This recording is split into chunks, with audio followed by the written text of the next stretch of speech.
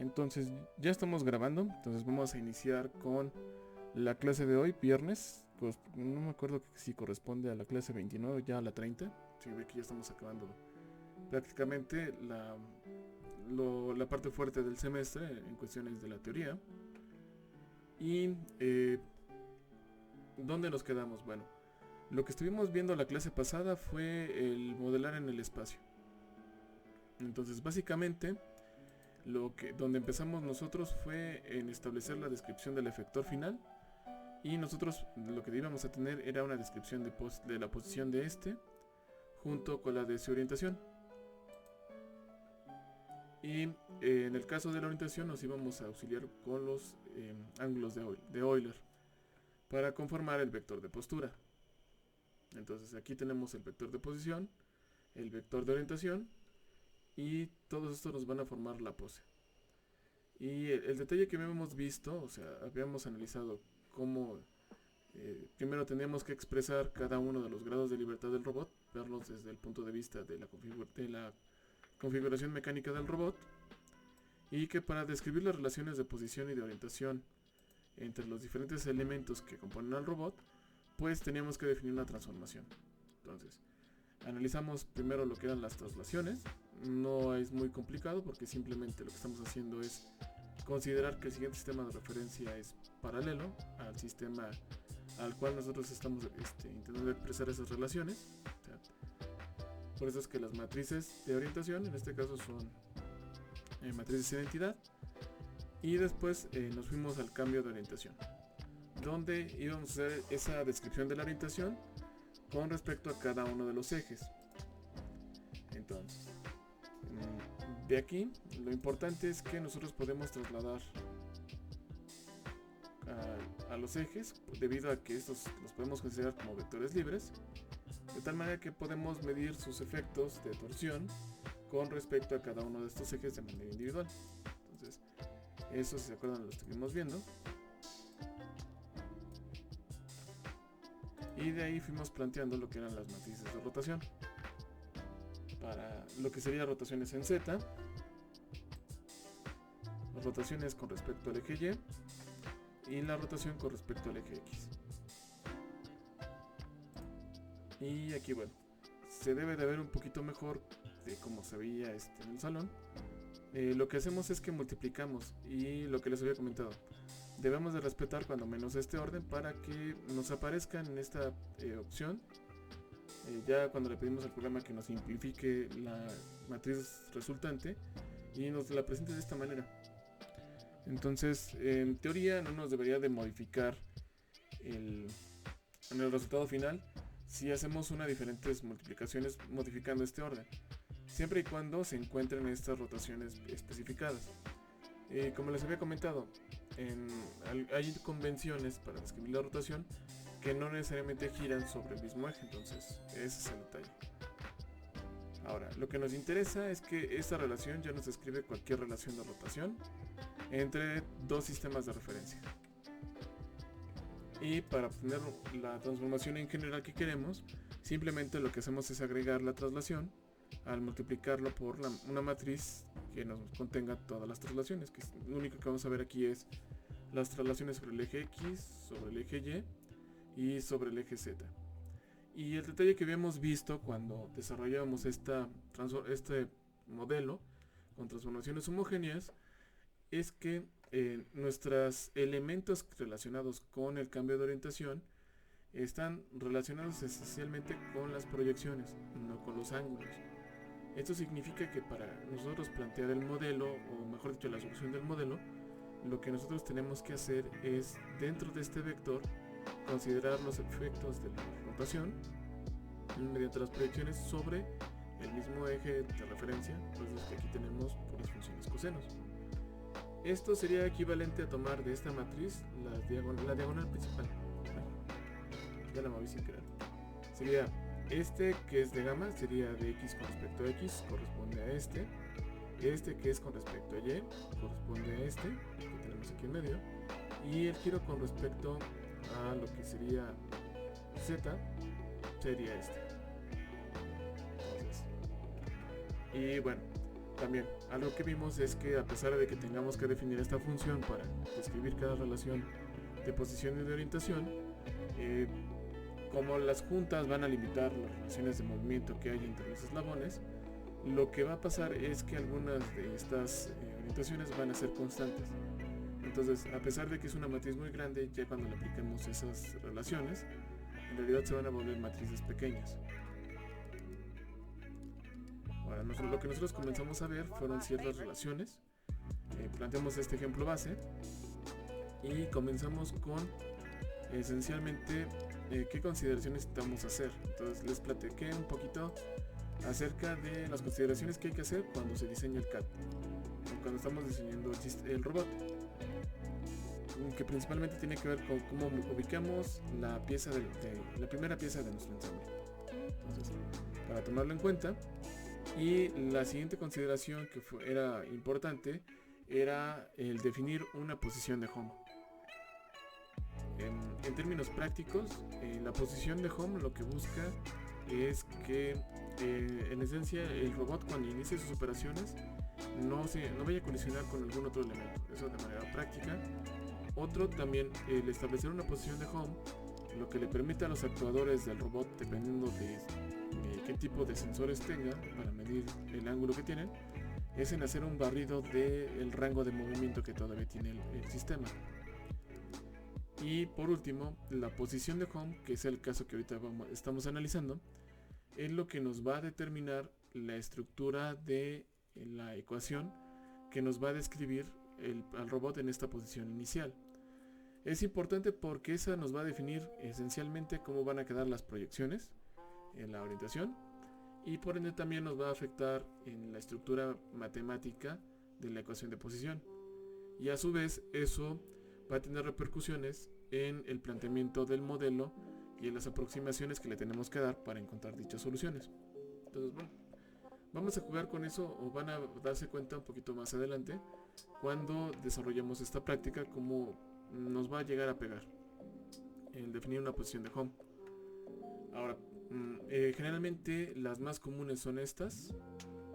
Ahorita nosotros estamos trabajando esta, que donde el robot está totalmente extendido hacia arriba, y esta sí se plantea pero casi no se usa, debido a que cuando se plantea esta posición, lo que está pasando es que el robot o el actuador que tenemos aquí está soportando el peso de los eslabones, entonces casi no se usa. La que más se usan son esta que tenemos aquí a la derecha y la de la izquierda. Entonces, sencillamente también es porque no se busca que también esas posiciones no pongan una precarga dentro de los actuadores del robot que le vayan a meter ruido.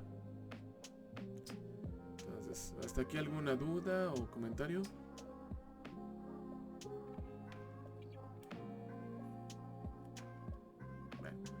No, profe. Sí, hasta aquí no hay bronca, ¿no? O sea, todavía no nos hemos metido ni en las matemáticas. Entonces, ahora, yo les había comentado, ¿no?, que hay varios métodos, como el método de Denavit-Kartenberg, que es el más común, el uso de cuaterniones, y nosotros utilizamos transformaciones homogéneas. Esencialmente el uso de transformaciones homogéneas es debido a que Denavit-Kartenberg tiene algunas complicaciones en el planteamiento de la ecuación y también en su solución, entonces casi no lo utilizamos nosotros. El método de cuaterniones, como también les había comentado, sí es un método más útil.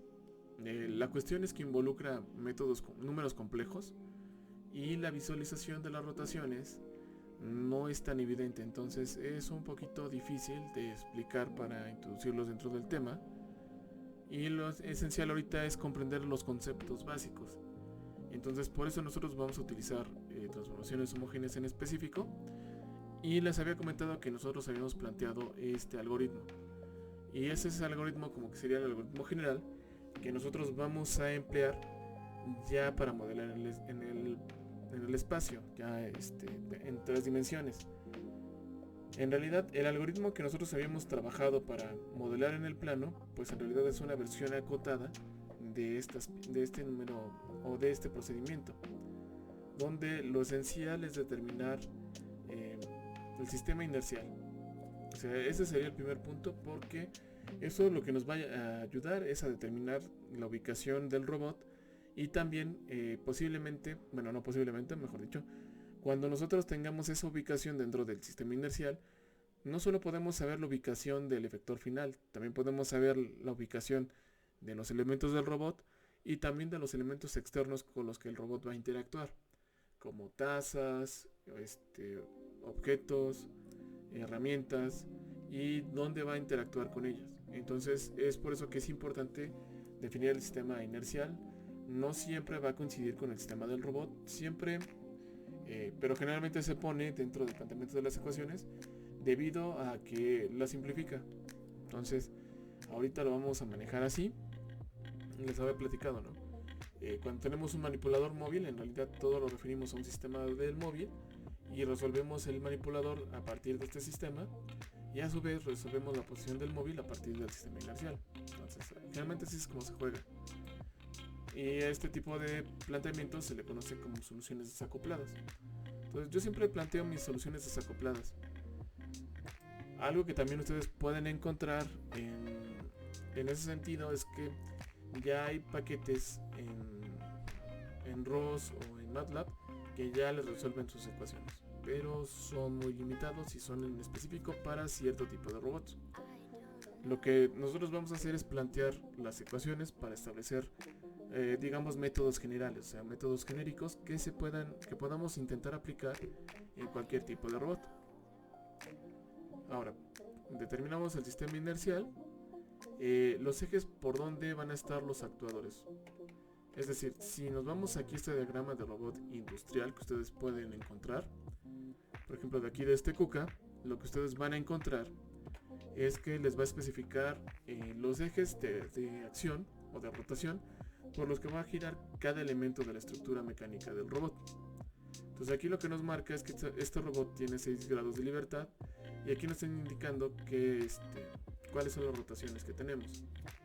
Entonces, algo que generalmente pasa es que, por ejemplo, este robot tiene, podemos decir como que dislocaciones, aunque no sería a lo mejor la palabra más adecuada, de tal manera que a diferencia de un brazo humano, sus articulaciones o sus elementos no están alineados.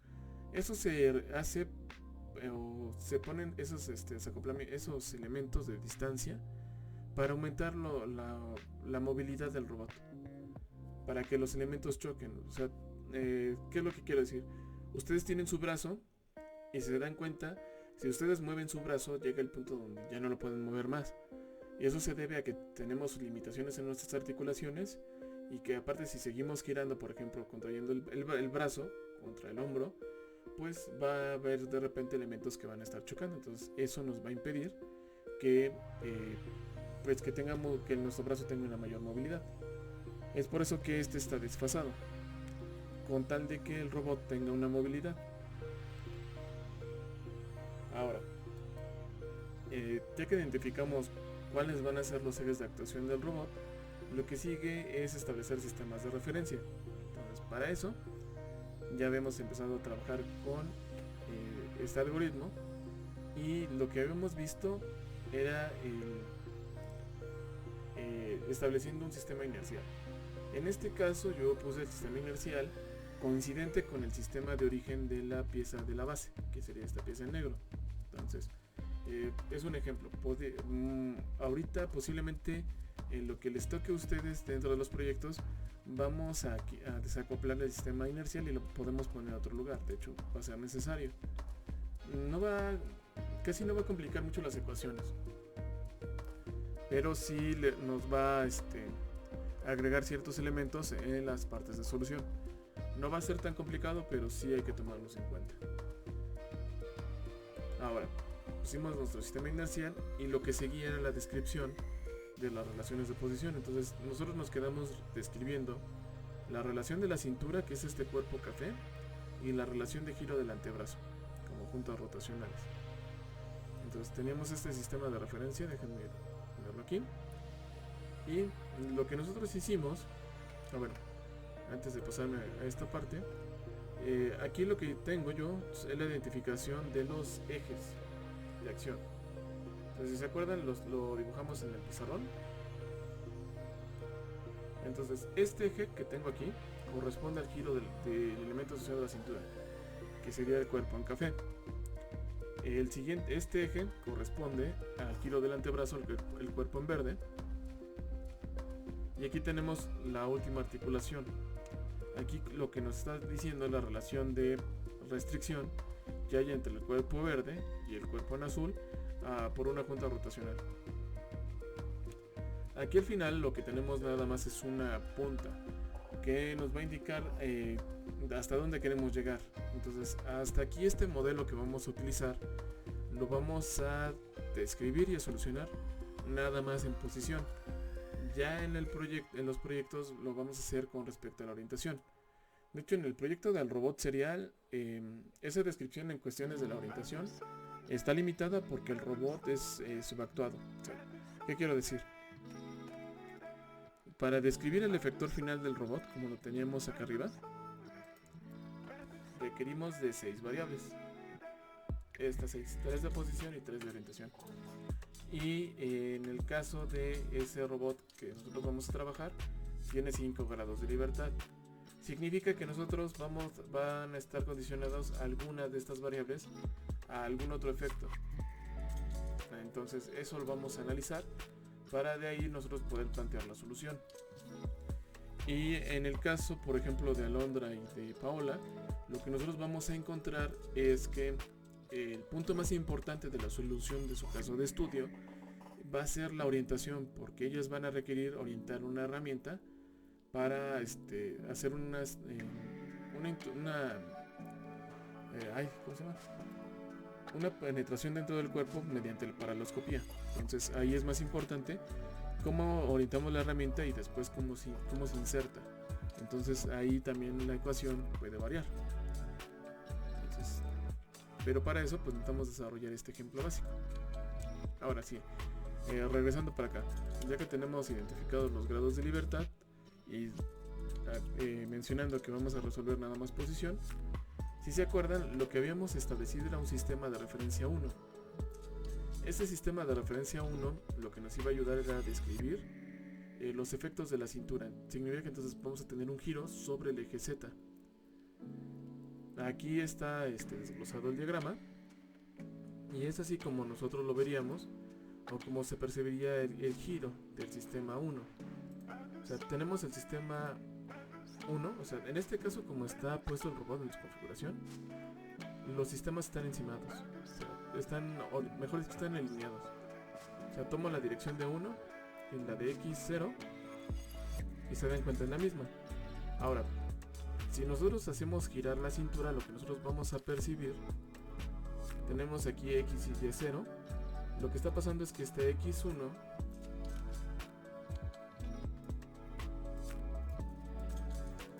está girando y nos está conformando un ángulo θ1 con respecto a 0, que sería este cambio de orientación. Sería este mismo. Y aquí también lo que nosotros vamos a tener va a ser Y1. Déjenme traigo Y1 para acá.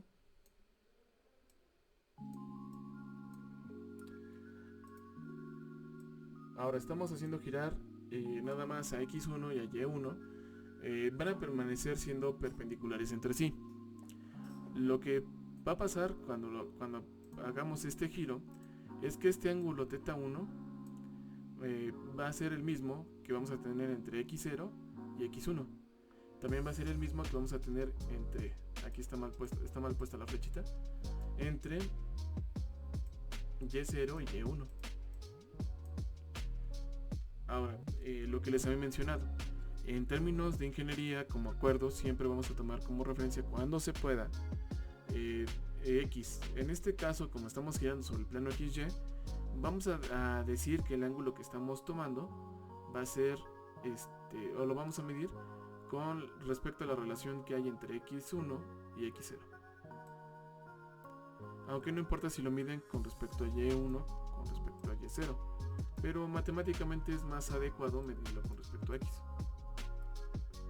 Entonces esto es así como nosotros lo veríamos.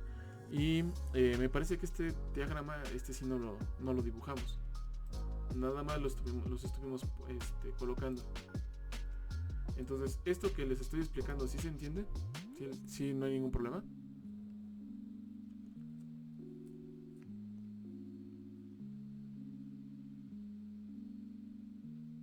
No hay ningún problema. Yo entiendo que modelar en el espacio es otra... No es complicado, pero al inicio, cuando uno se está acostumbrando, sí llega a luego ocasionar dudas. Entonces, en el momento que ustedes detecten alguna duda o cualquier cosa, por favor pregunten. No se detengan en ello. Ahora, ¿cuál es el objetivo de establecer los sistemas de referencia? Bueno, algo que vamos a necesitar es definir el vector de posición que nos describa la posición del sistema 1 con respecto al sistema 0. En este caso, como nosotros estamos avanzando sobre el eje Z0 y como está dibujado el robot, como fue diseñado, es coincidente que Z0 y Y1 se encuentren en un punto, sean colindantes. Entonces, en este caso, ¿se acuerdan? Para simplificar las ecuaciones, lo que hicimos fue poner el punto para describir este sistema de referencia en la intersección de los dos ejes de rotación. Hay veces en que no se va a poder, pero en este caso sí lo colocamos así para facilitarlo. Entonces, espero que de eso sí se acuerden y que no haya ningún problema. Ahora, eso, si se acuerdan, habíamos comentado que va dentro de una tabla de lo que son traslaciones y rotaciones, que nos van a contener las relaciones parámetros y variables. Entonces, en este caso, lo que nosotros tenemos ya en esta tabla son traslaciones sobre X, sobre Y, sobre Z. Significa que nosotros estamos definiendo las componentes de este vector. Entonces, lo que nosotros tenemos aquí es que no tenemos ningún avance sobre Z0, ninguno sobre Y0, y la única dirección en la que nos estamos moviendo es sobre Z0. Entonces, aquí lo tenemos, ¿no? Sobre X vale 0, Y vale 0, y en este caso, como estamos avanzando sobre Z, estamos avanzando en la instancia H. Aquí le puse H0, entonces aquí debe ser H0. Entonces nada más déjenlo, pongo como H0.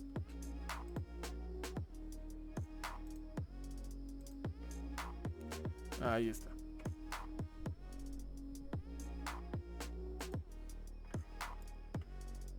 Y es así como se vería dentro de nuestra tabla. Ahora, lo que estamos diciendo ya en esta relación de rotaciones es que nada más vamos a tener una rotación sobre el eje Z, es decir, vamos a tener un yaw. Y lo que estamos diciendo es que el sistema 1 gira con respecto al sistema 0 un ángulo θ1 con respecto a 0. Y con esto tenemos la descripción de nuestras relaciones de posición y de orientación entre la base y el cuerpo de la cintura. Lo siguiente que tenemos que hacer es establecer una relación de posición y de orientación entre lo que sería el cuerpo de la cintura en café y el cuerpo en verde, que sería del antebrazo. De aquí, si se acuerdan qué hicimos.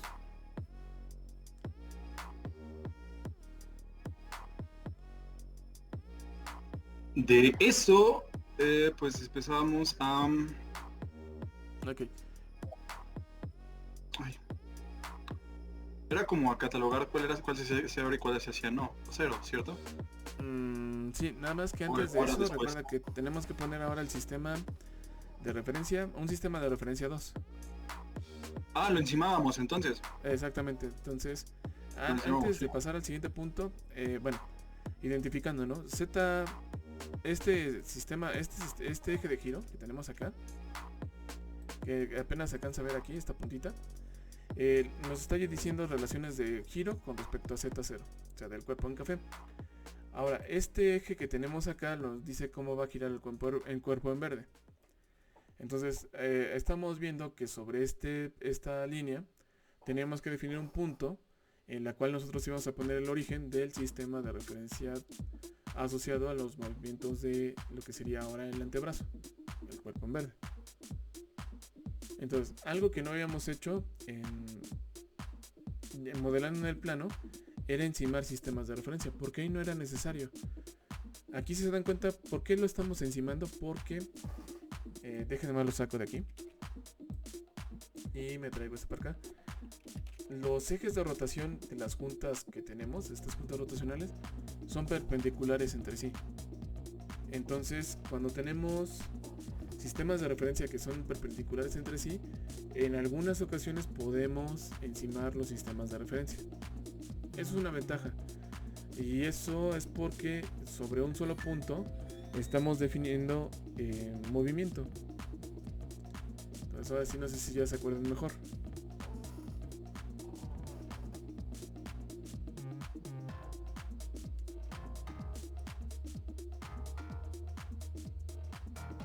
Entonces ahora sí, ¿cómo colocábamos el sistema 2? Y hasta ahí llegamos.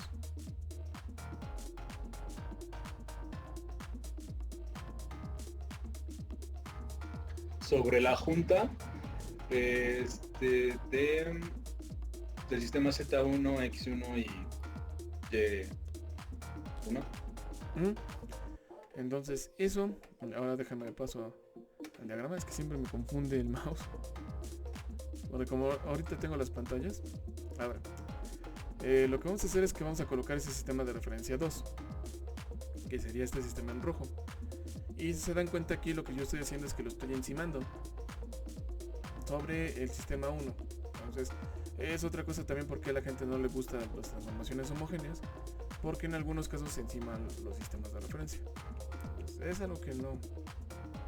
Y bueno, también David Hartenberg no los va a salvar de eso, Entonces aquí yo los tengo alineados, y lo que yo les tengo marcados es que ahora tenemos una rotación sobre el eje Y2. Y esa orientación va a ser la orientación del sistema 1 con respecto al sistema 2. Y aquí lo tengo, ¿no? Aquí tengo alineado Y1 y Y2. Ahora lo que estamos haciendo girar es a X y a Z sobre el plano XZ. Entonces aquí tenemos el ángulo que hay entre X2 y X1, que es el ángulo θ2 con respecto a 1. Y ese mismo ángulo va a ser el mismo que vamos a encontrar entre Z2 y Z1. Entonces igual, en este caso sí nos permite medir este ángulo con respecto a X. No siempre se va a poder, pero en este caso tomo la referencia. ¿Por qué nos conviene tomarlo con respecto a X? Porque va a ser una referencia. O porque también, si se dan cuenta, también nos está definiendo el sentido de giro positivo de la rotación. Es decir, nuestro giro positivo, cuando tenemos este sistema de referencia, va a ser con respecto a esta dirección.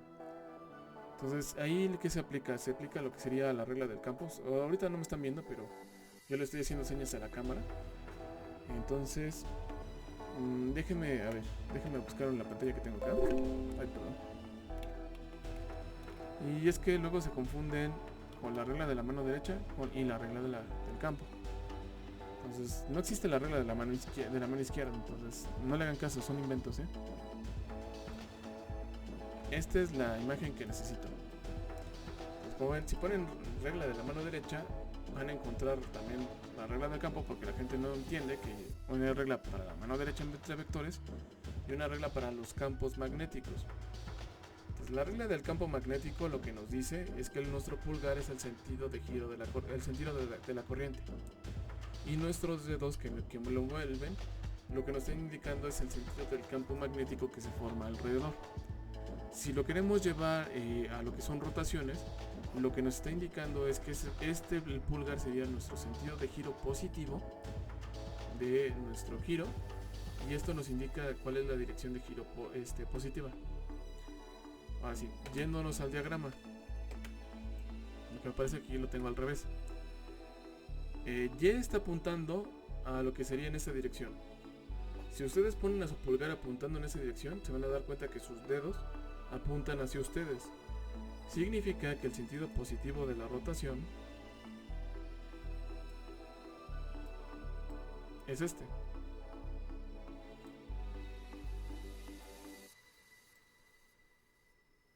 Ahorita, ¿por qué es importante eso? Bueno, es importante porque nosotros vamos a poner un motor aquí. Entonces, si le mandan un valor positivo al motor, lo que va a significar es que el antebrazo, este cuerpo en verde, se va a ir, hacia acá. Si le mandan un valor negativo, se va a ir hacia atrás, se va a ir de espaldas, por decirlo de alguna manera. Entonces, es importante encontrar esa relación. Ahora, cuando veamos esa parte, cómo se controla ya en servos que tienen un control digital, lo que vamos a encontrar es que los registros, ahí viene importante porque los registros vienen divididos. Entonces, la mitad del registro, generalmente es la posición de home del propio actuador, y una parte del registro es la posición positiva y una parte del registro es la posición negativa. A diferencia, por ejemplo, de un servo de modelismo donde estamos aplicando todo el rango del PWM para hacer el movimiento. Entonces eso lo podemos ver más adelante, ya cuando empecemos a trabajar con lo que sería los actuadores, por ejemplo los Dynamic Cell, o los actuadores ya o los servos ya, digamos, más avanzados, que funcionan mediante el manejo de ese tipo de información. Entonces, ¿sí se entiende cómo queda planteada la relación entre el sistema 1 y el sistema 2?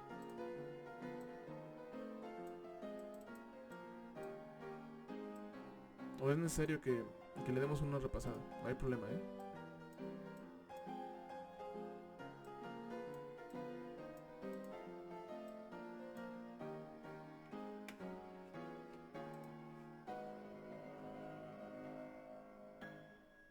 Que necesito que me digan sí o no, o más o menos.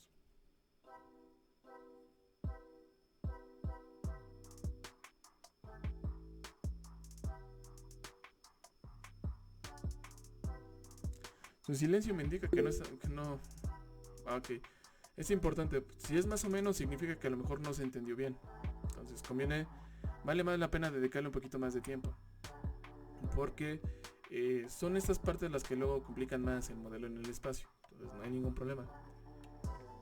Entonces, ¿qué es lo que está pasando? Bueno, aquí lo que estamos poniendo son relaciones de giro.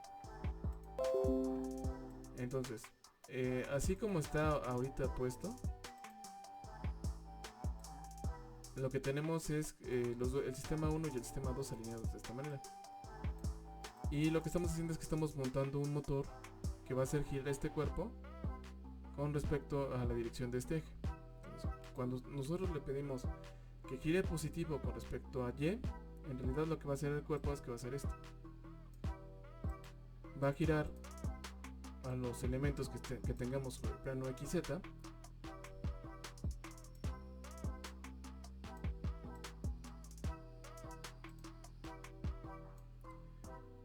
Y lo que vamos a hacer es que el sistema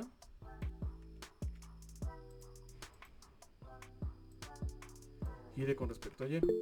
Ahora, ¿cómo lo vería el cuerpo? Sí, mandaron mensaje o mandaron... Yo levanté la mano. Ah, sí, ¿qué pasó, Diego? A ver, entonces, el hecho de encimar los sistemas para localizar los puntos 1 y 2 tiene que ver para que, en este caso, el sistema 2 tenga una referencia, literalmente. En este caso sí, así es como lo estás diciendo. Entonces, y bueno, ok, va. Eso es para poner una tablita de Benit-Hartenberg. Bueno, ahorita sí. nada más es transformaciones homogéneas. Si quieres, ya después lo ponemos como de David-Hartenberg. Ok, ya. Eso es todo. Gracias, perdón. Sí, no, porque estén disculpando, pues. O sea, a mí no me cuesta trabajo, pero porque yo llevo haciendo esto años, ¿no? Entonces, ustedes, pues obviamente van a tener dudas y es mejor. Es mejor que llevárnoslo tranquilo para que ya lo pueden ir trabajando bien. Entonces, no se preocupen.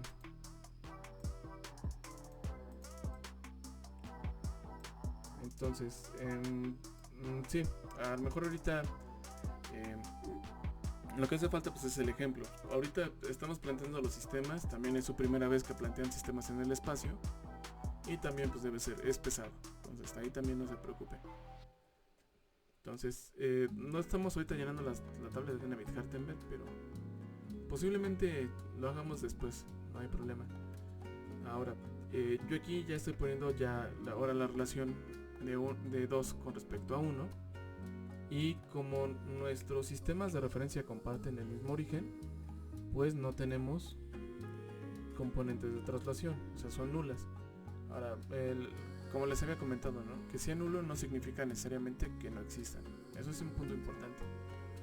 Y aquí lo que estamos haciendo es que estamos girando sobre Y. Entonces se dan cuenta, aquí ya estoy definiendo como variable el ángulo beta porque estamos girando sobre Y. Entonces, con eso ya tenemos la relación de esta parte. Ahora, también por qué se complica ahorita esta parte. Ya la que sigue, la otra relación es muy sencilla. ¿Por qué se complica esta parte? Porque también es la primera vez que ustedes están manejando relaciones de movimiento que son perpendiculares entre sí. Eso lo vamos a ver reflejado dentro de la ecuación. Entonces,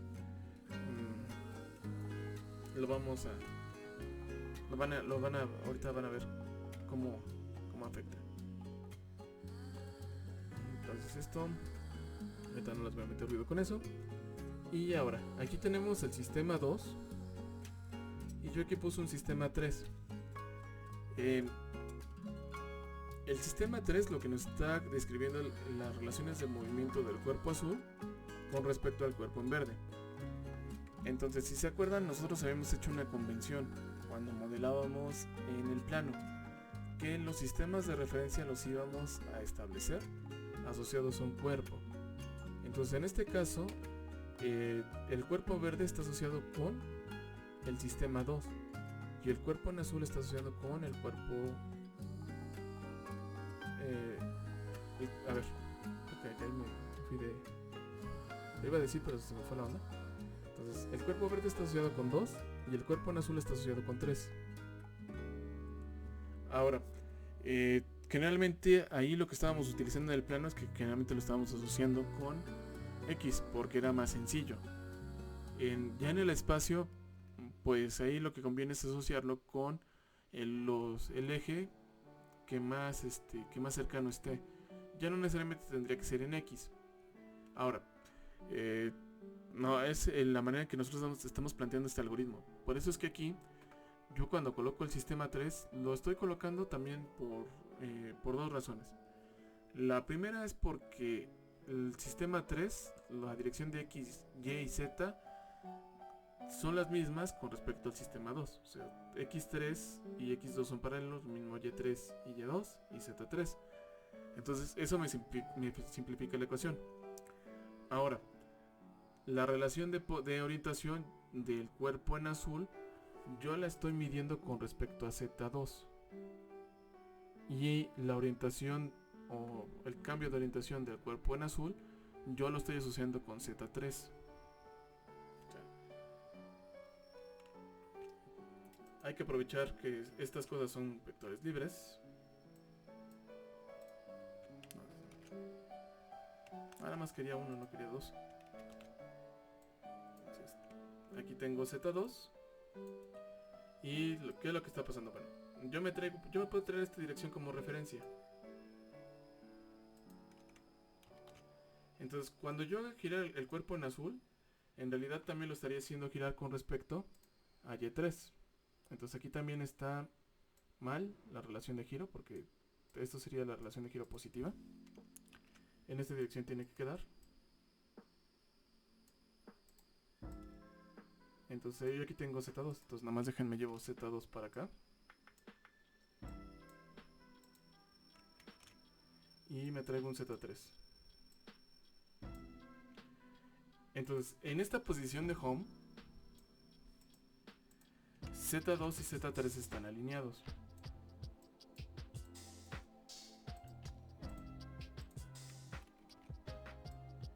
Cuando yo mueva la junta rotacional, o cuando nosotros le mandemos un comando al motor para que haga girar el cuerpo en azul, lo que va a pasar con este vector es que va a girar así.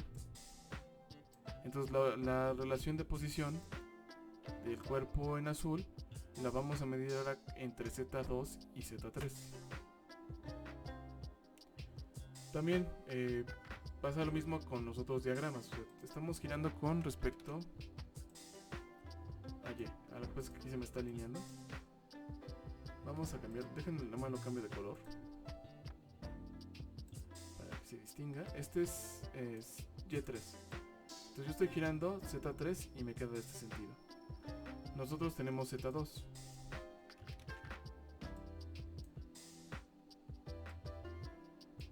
Entonces, como estamos haciendo girar este sistema, el sistema de referencia 3, pues también lo que va a pasar es que X3 también va a girar.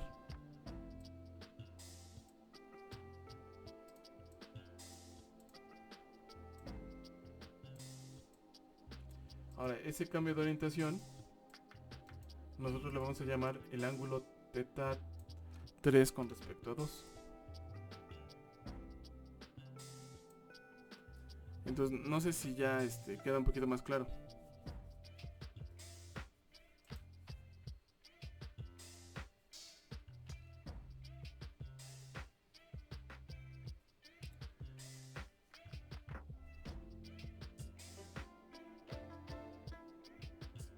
Ok.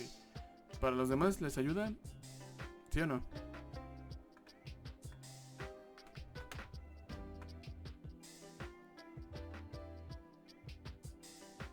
Por ahí perdí a alguien, quién sabe quién. ¿Quién se nos fue? Éramos 7 y ya nada más quedamos 6. Bueno, ahora, igual, las relaciones que tenemos aquí las pongo en la tabla. Entonces, ¿cuál va a ser la única variación que tenemos aquí? Como tenemos una junta rotacional, pues la única variación que vamos a tener va a ser un giro sobre Y3. Pero aparte aquí lo que tenemos, se dan cuenta, tenemos un vector de traslación entre que nos dice la posición del sistema 3 con respecto al sistema 2.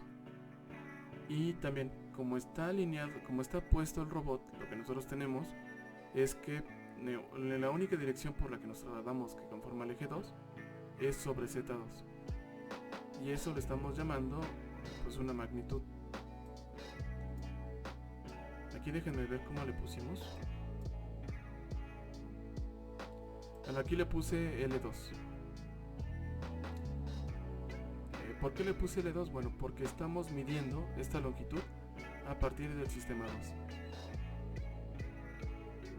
Por eso es que este subíndice coincide con el subíndice del sistema con el cual nosotros estamos midiendo. En este caso estamos midiendo a partir del sistema 2 esta longitud. Entonces, dentro de nuestra tabla lo que nosotros diríamos es que para ubicar al sistema 3 en términos de posición, pues no nos desplazamos ni sobre el eje X2 ni sobre Y2, solamente nos movemos sobre Z3, una distancia L2, que sería la magnitud de este vector. No giramos con respecto a X, tampoco giramos con respecto a Y, pero no giramos con respecto a Z. Entonces, por eso es que aquí es SEO. Ahora, ya lo que nos restaría para terminar de describir al robot es describir la relación entre el sistema 3 y un sistema que nosotros debemos de colocar en la punta del robot. En este caso también, si se dan cuenta, estoy colocando al sistema de referencia B paralelo al sistema 3, pero en realidad no hay nada que nos impida cambiarle la orientación. Entonces se la pueden cambiar. Ahí lo único que pasaría es que la orientación, en lugar de ser un elemento variable, sería un elemento constante. Ahora, en este caso no nos va a afectar tanto porque vamos a resolver en posición. Si nosotros queremos meter orientación, ahí sí vamos a tener que a lo mejor definir una orientación en específico. Por ejemplo, en el caso del proyecto que vamos a tener en clase del banco de prueba serial, ahí sí va a ser necesario tomar en cuenta la orientación de este sistema, porque esa orientación la podemos poner junto con las pinzas, con el efector final, para que tomen algún objeto. Entonces ahí sí es conveniente que se defina una orientación distinta. Y por ejemplo, en el caso del robot para hacer paraleloscopía, ahí es muy importante primero definir la orientación de lo que sería los elementos y después el avance de lo que tiene que hacer la herramienta quirúrgica. Entonces, pero por lo mientras, como es un ejemplo básico. Y yo lo que quiero mostrarles a ustedes son las ecuaciones, es que vamos a manejar esta relación. ¿Eso qué significa? Bueno, que para describir las relaciones entre el sistema 3 y el sistema P, no vamos a contar con ningún elemento que sea variable, porque aquí no hay ningún actuador o elemento que gire más. Eso significa que lo único que vamos a tener, no tenemos una traslación sobre X3, tampoco sobre Y3, únicamente tenemos una traslación sobre Z3 para encontrar el origen del sistema P. No estamos girando ni sobre el eje X, o sea, ya estando en el sistema P, este no va a girar ni sobre X, ni sobre Y, ni sobre Z. Y con esto ya tenemos los elementos para la descripción total del robot. Y entonces con esto ya lo que vamos a hacer es que lo vamos a meter dentro de lo que sería el programa, nuestra simulación, y vamos a ver las ecuaciones que tenemos. Entonces yo tengo aquí este borrador, bueno, todavía sigue siendo un borrador, aquí en este live script, donde ya vienen definidas las funciones. Entonces ya ven explicado, aquí viene como que un inicio de lo que es el algoritmo, explicado en este robot Puma. Es un poquito más complejo. Entonces ahorita nosotros estamos desarrollando este caso de estudio, ahorita se lo subo. Y ahorita esencialmente lo que nosotros vamos a ocupar va a ser esta función. Entonces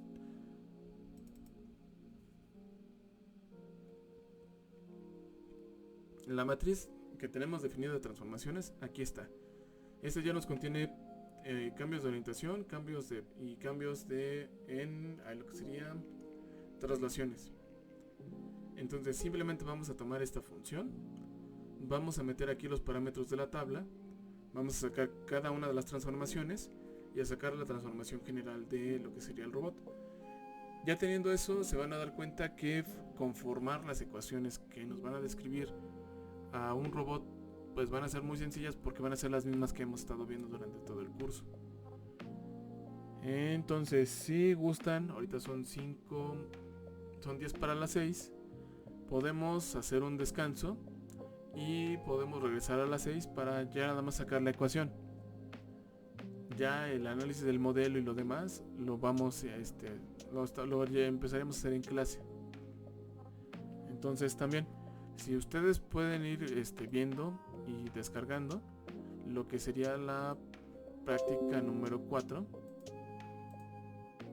que viene en el repositorio. Entonces nada más el repositorio, porque abrí otra cosa. A ver, alguien alzó la mano. Ok. Y pensé que era una pregunta. Entonces, nada más así rápido. Aquí está el repositorio. Está la práctica 4. Están los archivos. Entonces aquí ya no les metí ruido. Y aquí ya viene el desarrollo y el código.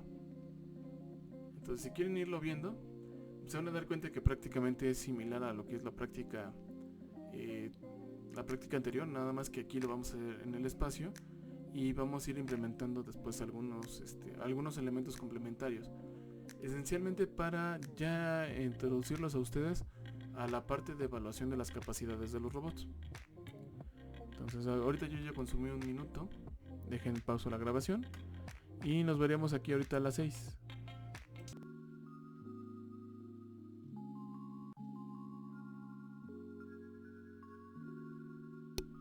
Bueno, entonces ya vamos a pasar para terminar cuando menos ahorita esta parte y ver lo del desarrollo de las ecuaciones. Entonces, como les comentaba, tengo este live script, entonces ahorita para no confundirnos, dejen nada más genero otro. Entonces lo voy a poner aquí. Vamos a ponerlo como texto. Y modelo del caso de estudio.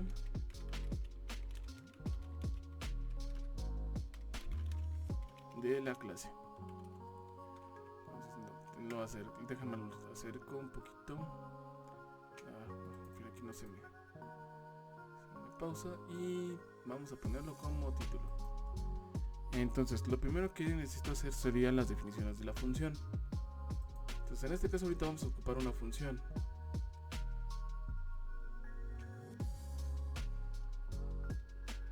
Está más abajo, déjenme ir por ella, que sería este cuadro. Entonces sí está larga, o sea, es una función bastante grande. Entonces por eso ya mejor se las paso, para que no haya ningún tipo de error de dedo. Entonces yo ya lo comprobé para que no haya ningún problema. Entonces aquí sería bloque de funciones. Entonces siempre les recomiendo tener un bloque donde tengan sus funciones definidas.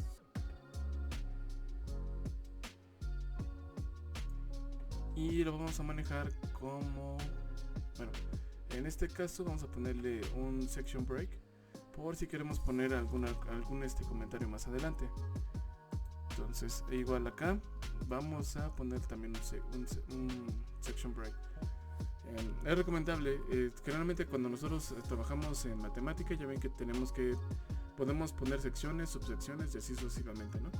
Entonces eso era para controlar la compilación del kernel. Entonces lo mismo pasa aquí. Lo más recomendable es poner para ir dividiendo secciones, porque si no vamos a ir si compilamos todo el documento, lo que va a pasar es que vamos a repetir operaciones. Eso nos va a consumir tiempo, recursos, y también se van a ir sobreescribiendo las variables que tengamos definidas en el espacio de trabajo. Entonces, para no estar definiendo todo, es recomendable. Porque a mí sí ya me ha pasado. He definido varias operaciones, las he dejado en un solo documento, o sea, no lo dividí en secciones, y de repente cuando lo corría ya tenía muchos bugs. O sea, sin importar que lo hubiera guardado en otra versión, como estaba todo junto, ya se hace muy pesado. Entonces yo les recomiendo que ustedes lo administren de esta manera. Entonces voy a correr esta sección y ya lo que nos debe de quedar definido sería la función que nosotros vamos a emplear. Entonces aquí ya está definido la función como tal y aquí ya está marcada. Ahora lo siguiente, ¿qué es lo que queremos hacer? Pues modelar nuestro caso de estudio. Entonces esto lo tengo yo en esta presentación. ¿Qué necesitamos? Necesito la tabla y podrían instalar el robot. Entonces déjenme nada más, me voy aquí. Sí lo podría copiar y pegar, pero nuestra posición de home va a ser esta. Entonces la pongo aquí.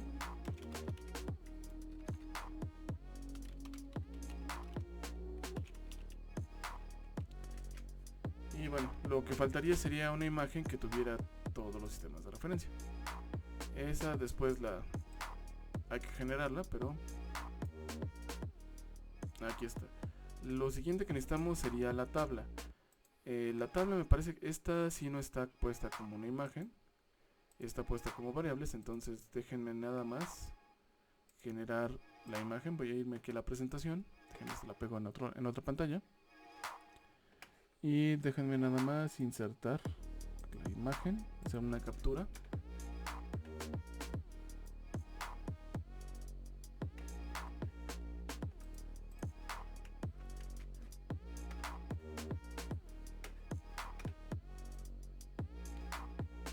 Y esa tabla ahorita la voy a pegar como una imagen, que sería esta.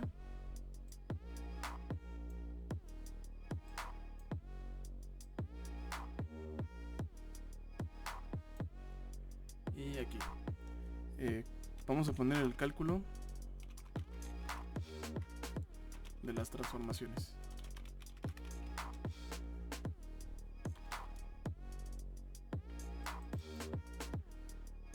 Entonces esto vamos a ponerlo como un encabezado primero, e igual lo voy a poner como una sección para que esto quede aparte y pues no vuelva a correr la función de arriba.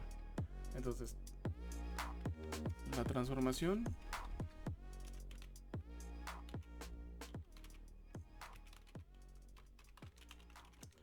entre lo que sería el sistema de referencia 0 y el sistema de referencia 1.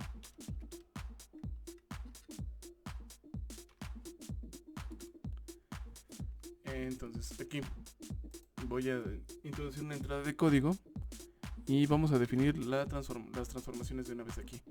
Entonces aquí me parece que me equivoqué porque es simbólico. Sims. Y ahorita vamos a definir la transformación de 0 a 1. Entonces es esta misma. Va a ser igual a... bueno, también la tabla como la tenemos definida también corresponde al orden de las variables que tenemos establecido dentro de la función.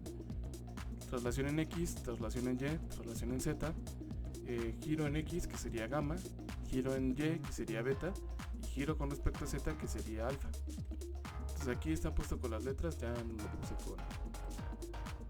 con la palabra completa porque pues está muy grande. Entonces para no alargar demasiado las funciones, entonces aquí simplemente vaciamos información.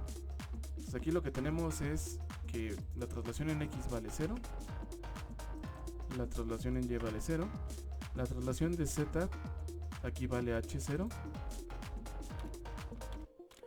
Entonces aquí esta es una función, una variable nueva, hay que definirla en el encabezado. Lo que tenemos aquí es una rotación en X vale 0. La rotación con respecto a Y vale 0. Y aquí la rotación con respecto a Z, tenemos un ángulo que es igual al ángulo θ de 0, de 1 con respecto a 0. Entonces este elemento lo tomamos y lo ponemos también en el encabezado.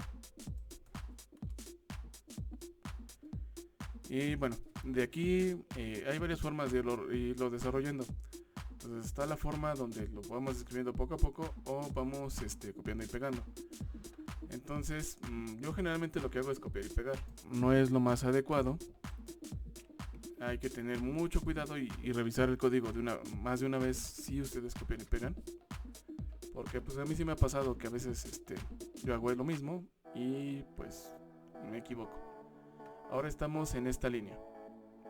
Entonces aquí la traslación en X vale 0, la traslación en Y vale 0 y la traslación en Z vale 0. Entonces cambiamos por 0.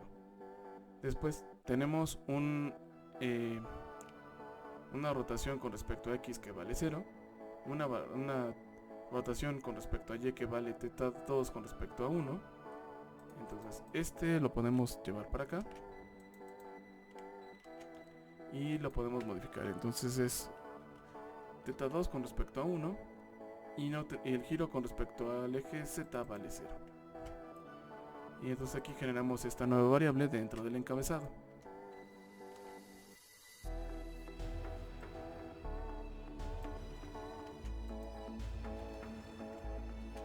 Ahora sería la transformación de 3 con respecto a 2. Lo que tenemos aquí es que la traslación en X vale 0, la traslación en Y vale 0, pero la traslación con respecto a Z vale L2. Entonces aquí definimos L2.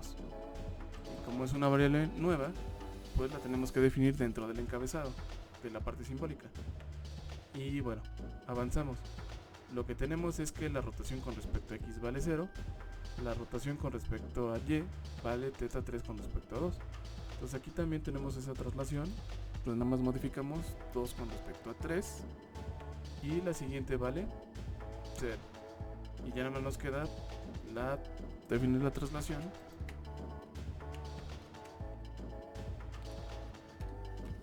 o la transformación entre el sistema 3 y el sistema P. Entonces aquí lo que tenemos es que la traslación con respecto a X vale 0, la traslación con respecto a Y vale 0 y la traslación con respecto a Z vale L3. Entonces es nueva la definimos aquí en el encabezado. Y lo que tenemos es que aquí el sistema P no tiene ninguna rotación. Lo dejamos paralelo, entonces aquí simplemente quitamos este y es 0. Entonces aquí tenemos 1, 2, 3 variables. Ahora lo que nos queda es calcular la transformación en general, que sería la transformación del sistema P con respecto al sistema 0, que sería estas multiplicaciones.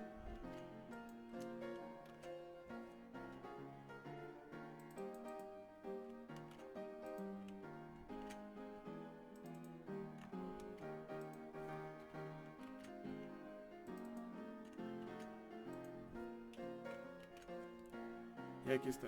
Ahora, no les voy a poner aquí ningún punto y coma porque quiero que nos muestre las ecuaciones. Aquí otro punto. Si yo lo pongo así, lo que nos va a calcular va a ser la ecuación es más. Si quieren de una vez ya compilo la sección para que nos calcule las ecuaciones. Entonces se dan cuenta aquí, nos pone las transformaciones como este es un giro con respecto al eje Z, pues nos tiene esta estructura. Este como es un giro con respecto al eje Y, nos pone ya esta estructura. Y aquí lo que me dice es que no definí la variable. Entonces eso me faltó. Entonces nada más, este me parece que es la que me falta. Dejen nada más traérmela aquí dentro del encabezado.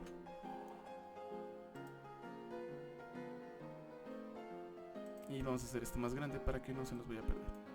Entonces aquí ya tenemos ahora sí todas las transformaciones. Y la transformación completa. Ahora, esta pues nos la pone muy grande, con varios elementos. Esencialmente porque pues está haciendo las multiplicaciones. La más adecuado, también aquí, para que no se me vaya a borrar, vamos a ponerle un simplify. Y lo que vamos a pedirle es que nos simplifique la operación resultante. Entonces déjenme borrar este porque si dejan algún espacio dentro de su código se los va a poner al final. Ven, aquí yo dejé un espacio en el código, entonces me lo puso al final. Entonces a veces no conviene. Entonces, es un detalle que luego se pasa y como que no se ve bien. Entonces ya. Cambió bastante, ¿no? Ahora, lo que nosotros vamos a tener aquí es la parte de la orientación. En el plano, si se acuerdan, para describir la orientación del efector final, simplemente lo que nosotros teníamos que hacer era sumar los ángulos. Pero en este caso lo que nosotros tenemos son la base, dos juntas que son perpendiculares entre sí.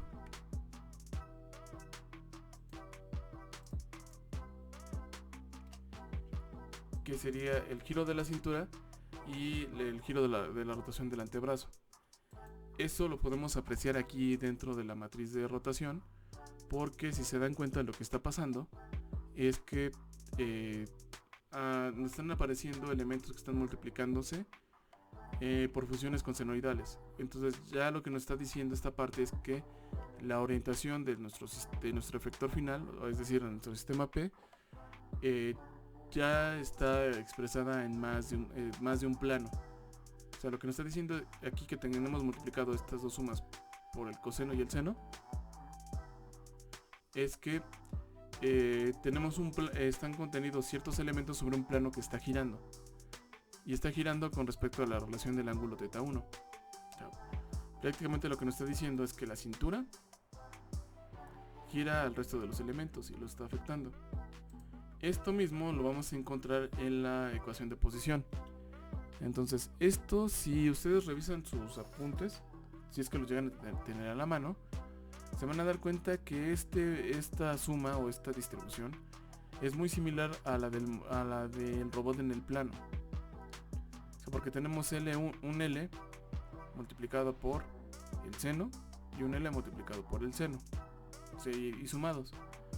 Entonces lo que nosotros teníamos cuando modelábamos era sobre X L1 por el coseno de la orientación del primer elemento, L2 más la suma del segundo elemento y los dos y la orientación, ¿no? Que era la suma del ángulo anterior y del ángulo del efector actual. Entonces lo mismo está pasando aquí, pero estos elementos están siendo afectados por esto. Ahora, vamos a ver en esta imagen.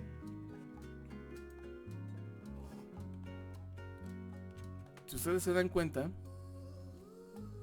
prácticamente el eslabón azul y el eslabón verde es un robot que se encuentra en un plano, como la cadena cinemática que habíamos estado pues modelando desde el inicio de clase.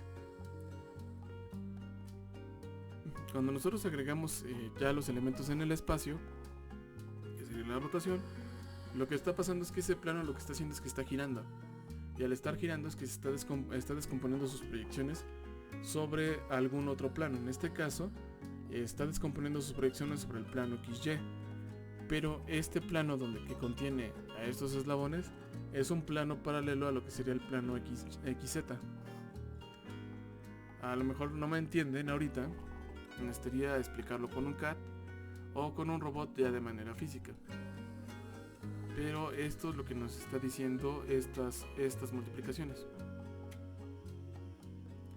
Entonces aquí ya los análisis de lo que sería la orientación de un efector final en el espacio se vuelve más complicado, porque esa descomposición se vuelve ya entre planos.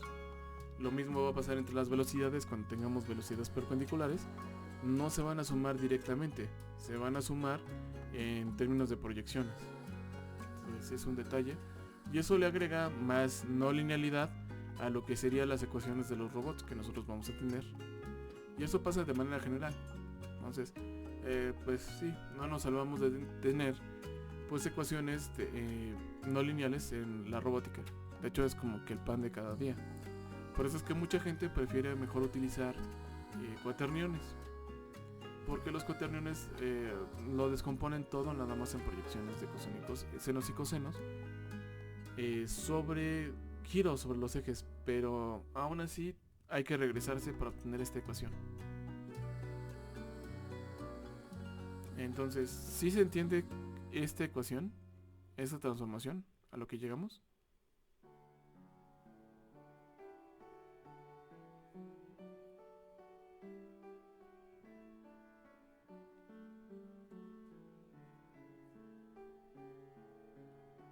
Ese es el punto, ¿no? El punto final. Este es el punto final. Ajá. Y esta sería su orientación, sus relaciones de orientación. Sí. Sí, Ok, creo que sí. Sí, es algo confuso. De hecho es algo que estábamos platicando el otro día, el doctor Víctor y yo, porque lo que nosotros estamos obteniendo en esta transformación es un procedimiento. Entonces el procedimiento nos da información de varios elementos, pero no necesariamente tiene que ser la relación o los elementos que nos van a describir al robot en su totalidad. Es decir, ya que tenemos esta, ahora lo que podemos hacer es describir el vector de pose.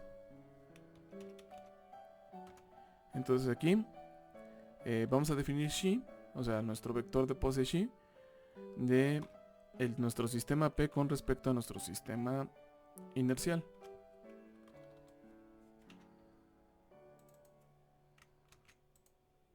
Bueno, vamos a hacerlo por partes. Entonces, déjenlo pongo aquí. Pero también vamos a definir nuestro vector de posición. Es más, estoy diciendo que es copiar y pegar. Vamos a copiar y pegar.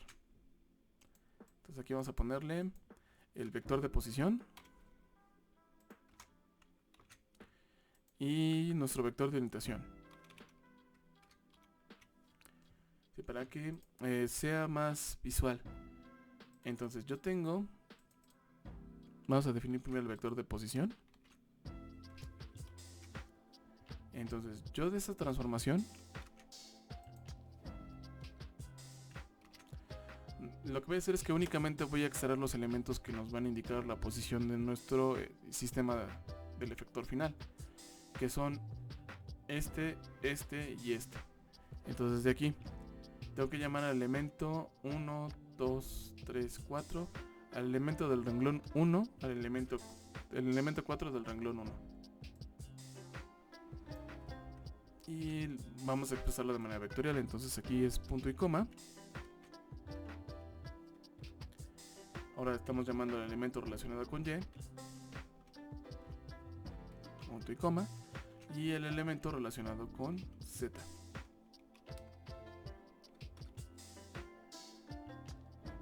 Y lo mismo va a pasar aquí. El que me falta definir sería el vector de orientación.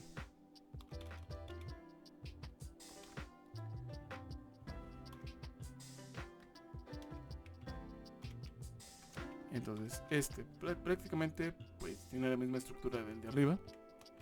Eso significa que no necesariamente tienen que ser iguales.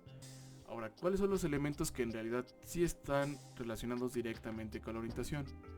Son los elementos que corresponden a las proyecciones de los ángulos de Euler. Dentro de esta transformación todo esto son proyecciones, pero los que están proyectando directamente como los ángulos de Euler son la traza de la matriz de rotación. Es decir, vamos a llamar al elemento 1, 1, al elemento 2, 2 y al elemento 3, 3. Y nuestro vector de orientación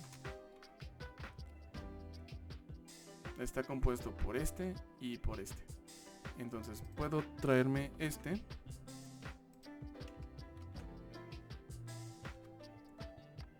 y este.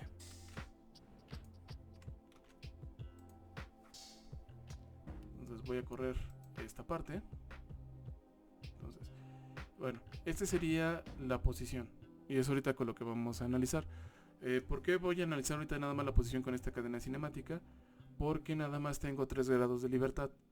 Si yo quisiera manipular lo que sería la orientación, tendría que tener más grados de libertad. Tendría que tener otros 3. Con 5 no me alcanza.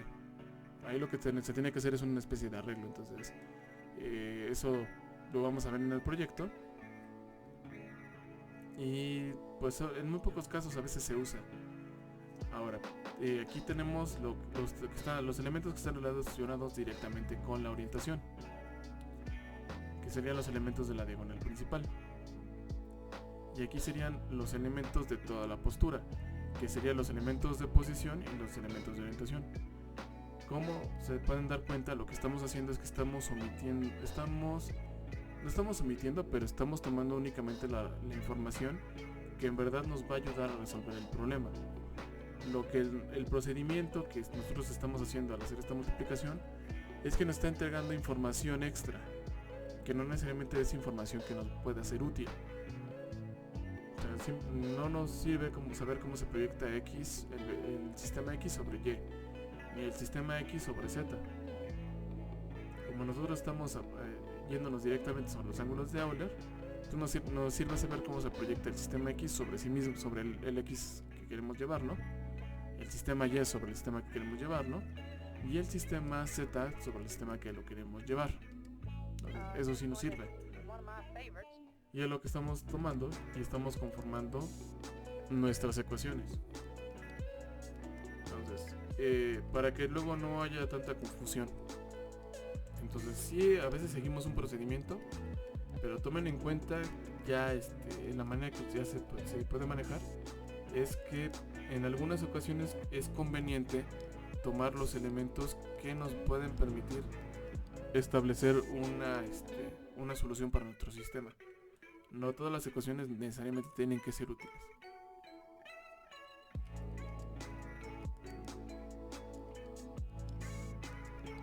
¿Sí está bien?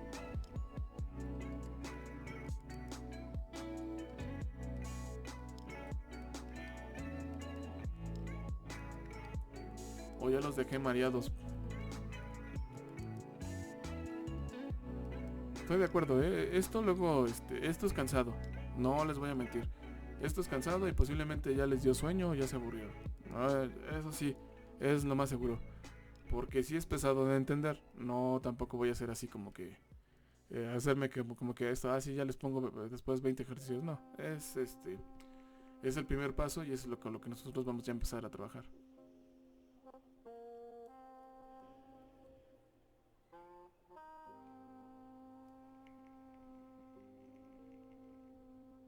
¿Sí? ¿Está bien?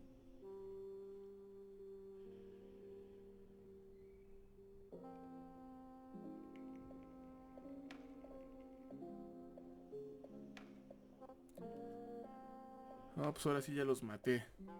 Entonces, eh, sí, pues es cansado, yo lo sé. Y nada más, y eso que nada más estamos llevando ¿Qué pasó? A ver, dejen ver. Sí, yo lo entiendo. Más lo que llevan de la semana, pues sí, sí, eso sí es pesado, ¿eh? Entonces, por eso es que también luego esta parte, pues no me la llevo así tan directo. Y yo entiendo que funciona mejor con ejemplos. Entonces, el ejemplo más adecuado sería trabajar con el proyecto. Entonces, es por eso que ya todo esto, lo único que vamos a ver son bases para que ustedes tengan las herramientas de empezarlo a trabajar en el proyecto y que puedan irlo desarrollando. Entonces, sí, trabajar en el espacio es pesado, es como que el pináculo, pero ya que le agarren la onda no es tan complicado. Sí, eso sí, yo lo sé. Ahorita si me dicen que están así como que confusos y se sienten medio mareados, yo lo entiendo, sí pasa, ¿eh? Es más, no les mandé el mensaje de que tuvieran una Coca-Cola cerca o un café. Porque sí, esto consume azúcar. O sea, sí consume mucha energía cerebral. Entonces, lo que seguiría, bueno, tenemos estos modelos, ya tenemos el modelo de la posición, pues seguiría ser el modelo cinemático de la velocidad y el modelo cinemático inverso. El modelo dinámico podríamos empezarlo a ver. Nada más déjenme empezarlo a desarrollar con el borrador que tengo. O sea, ahí hay que hacer algunos cambios.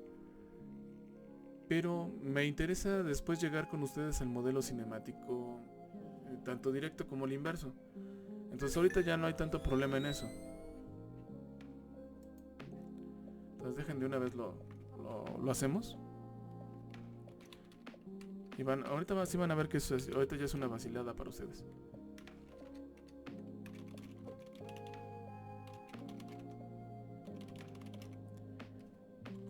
Y bueno, ¿por qué me interesa sacar el modelo cinemático directo? Por varias cuestiones. Dentro de la estructura del modelo cinemático, si se acuerdan, lo que nosotros tenemos es nuestro vector de velocidades de nuestro vector final, y eso va a ser igual a la matriz jacobiana por nuestro vector de velocidades generalizadas. Entonces, a ver, déjenme ir abriendo Mendeley. Entonces, uno de los indicadores para ver la capacidad de un robot para desarrollar una tarea viene justamente del análisis del modelo cinemático de un robot.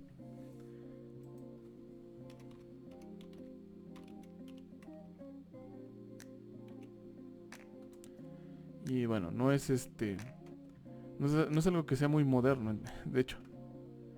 Entonces, es que luego me traiciona el Mendeley.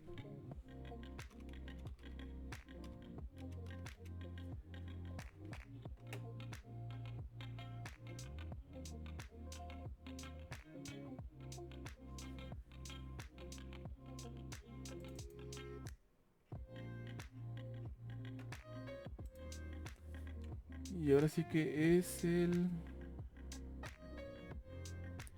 uno de los artículos más más viejitos que tengo.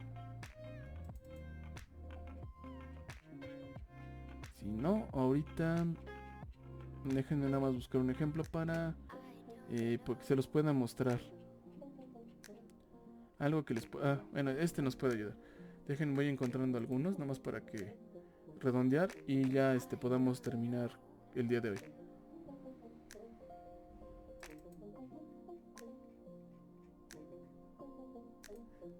Porque también aquí ya se oyen truenos y no me quiero mojar tanto el día de hoy.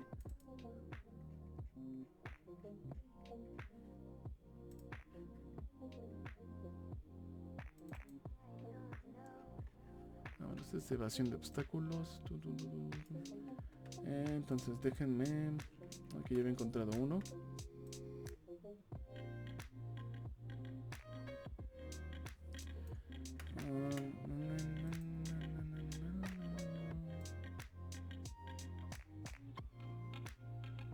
Ok, ya. Bueno, ya muy tarde. Creo que ya me voy a tener que quedar aquí en mi cubículo hasta las 9. Lo bueno es que ya traje café. Entonces, de aquí. ¿Se acuerdan que empezamos a analizar cuando menos en la parte cinemática? Lo vimos así muy rápido. Y que ciertas propiedades de los robots las podíamos analizar a partir de los elementos del análisis del modelo cinemático inverso. Entonces, dentro de uno de los elementos que se utilizan es el determinante de la matriz jacobiana. Entonces, ¿se acuerdan? Habíamos visto lo que era el determinante, ¿no? Les había explicado que el determinante en realidad es una relación entre los coeficientes de un sistema de ecuaciones, el cual nos permite establecer si el sistema tiene algún tipo de solución. En nuestro caso, cada columna de nuestra matriz jacobiana está relacionada con cómo el robot, cómo cada una de las juntas del robot proyecta sus velocidades lineales al espacio de trabajo. Entonces, esa cualidad está asociada con el determinante, con su valor, y algo que hemos visto es que en una cadena cinemática generalmente lo que aparece es un espacio que tiene forma de elipse, en el cual nosotros podemos movernos a una velocidad casi constante, es decir, tenemos áreas donde nos podemos mover con una determinada libertad, y esas áreas dependen de cómo está configurada la cadena cinemática. Entonces aquí tenemos varios ejemplos de cómo esa cadena se va deformando conforme el robot va cambiando, las juntas del robot van cambiando de posición. Entonces, lo que a nosotros nos conviene, o lo que nosotros vamos a utilizar, va a ser el valor justamente de ese jacobiano para determinar cómo se va a comportar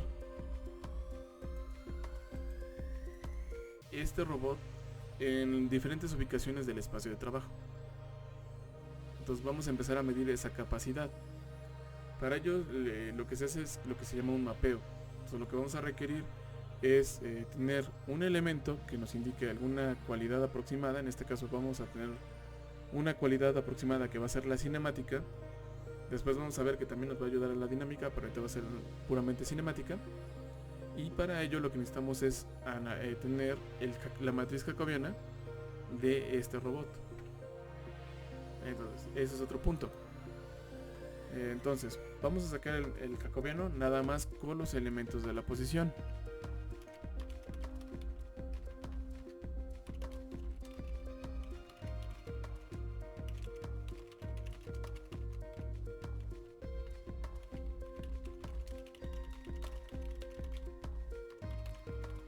Entonces, esto ya nada más va a quedar así de sencillo, y con esto terminamos la clase de hoy. Entonces voy a poner aquí un código. Voy a definir la matriz jacobiana como jacobiano de teta. Bueno, y si puedo, de una vez también calculo el determinante. Entonces, este va a ser igual. Y vamos a utilizar que ya tiene la función jacobiana. Entonces, aquí le vamos a calcular el jacobiano a el vector de posición con respecto a qué variables. Bueno, a las variables de las juntas, que en este caso las variables son teta 1,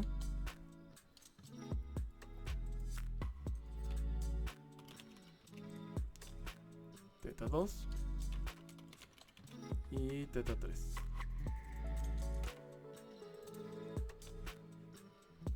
Además me quito este que me está sobrando, corro la sección y aquí ya tendríamos nuestra matriz jacobiana. No sé si se puede simplificar.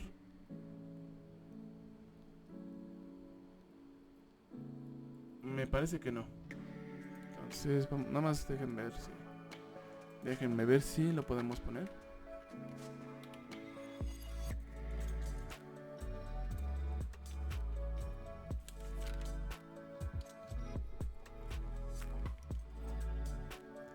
es que me quité los audífonos porque pues, aquí ya se oyen las gotas en el techo. Entonces ya está lloviendo aquí.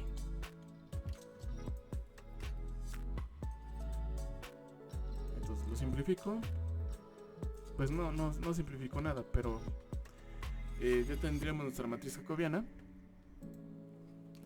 Después la desarrollamos y la otra cosa que vamos a necesitar va a ser el determinante. Entonces esto sería, voy a poner como comentario, el cálculo de la manipulabilidad.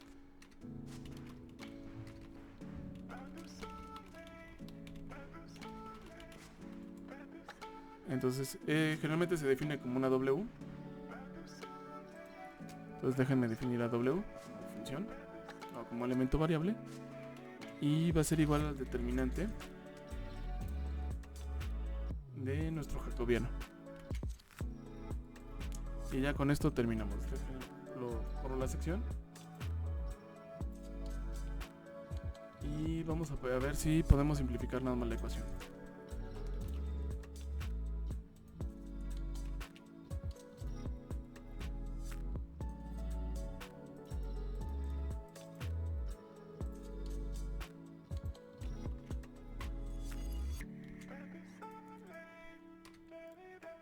Entonces, allá vamos y bueno, nos cambió algunas cosas. Ahora, ¿qué es lo que qué es lo que podemos encontrar ya con esta función simplificada? Bueno, esto lo que nos está diciendo es un indicador de qué tanto puede el robot proveer o mover su efector final dentro de su espacio de trabajo con una determinada velocidad. Entonces, debe de haber configuraciones en el cual deben ser máximos y configuraciones donde deben ser mínimas. Y como pueden ver, están en función esencialmente de los valores de las articulaciones del robot. ¿Eso qué significa? Significa que entonces la capacidad de un robot de manipular objetos dentro de su espacio de trabajo es variable y depende de la posición de sus juntas. Eso también lo pueden experimentar ustedes. Si ustedes mueven un objeto con sus brazos, lo que van a encontrar es que les va a costar más trabajo en determinadas posiciones. Generalmente es cuando ustedes tienen un objeto muy cercano a su cuerpo o cuando ustedes lo están manipulando con su brazo casi totalmente estirado.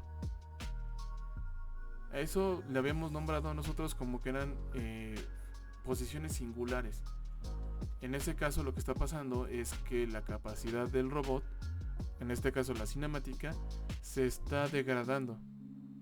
Entonces por ahí hay, si ustedes se ponen a buscar en artículos, van a encontrar que hay gráficas que son hiperespacios que llenas de colorcitos, donde ponen un robot adentro y lo que representa el color es la capacidad del robot de realizar algún tipo de tarea.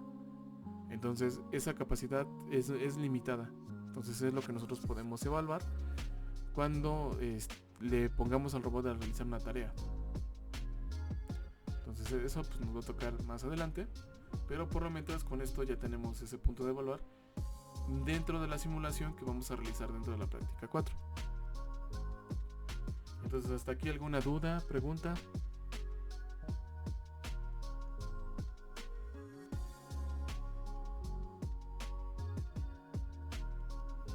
¿No? Bueno, si no, pues ya, terminamos por hoy. Ya váyanse a descansar, ya hasta Diego corrió, ya se fue a descansar.